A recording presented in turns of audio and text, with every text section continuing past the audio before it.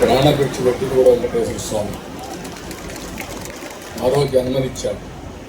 అలాంటి వెంకటేశ్వర స్వామి నేను కోరుకునేది దేవతల రాజధాని అమరావతి ఏ విధంగా అయితే ఉందో మనం ఊహించుకుంటున్నామో అలాంటి రాజధాని, అలాంటి రాష్ట్రాన్ని నిర్మాణం చేయడానికి అవకాశం ఇవ్వమని వెంకటేశ్వర స్వామిని ఎప్పుడు ప్రార్థిస్తానని చెప్పి కూడా నేను తెలియజేసుకుంటూ మళ్ళీ ఒకసారి మీతో కూర్చుంటాం. ఎవరికి ఏ సమస్యలు అన్నీ కూడా పరిష్కారం చేసుకుందాం. టైం టు టైం కూర్చొని ఈ ముగ్గురికి బాధ్యత అడుగుతున్నా. రైతాంగాన్ని మేనేజ్ చేసే బాధ్యత మీ ముగ్గురిది.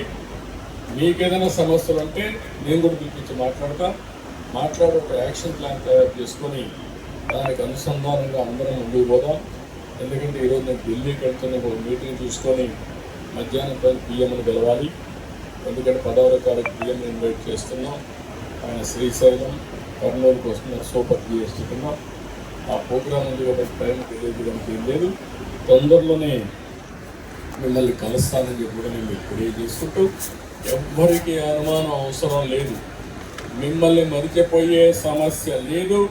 మిమ్మల్ని మరిచిపోతే మీరు చేసిన త్యాగాన్ని నేను మర్చిపోయినట్టు అవుతుందని చెప్పి మరొకసారి తెలియజేసుకుంటూ మీ త్యాగాన్ని గుర్తుపెట్టుకుంటాం, మిమ్మల్ని గుర్తుపెట్టుకుంటాం.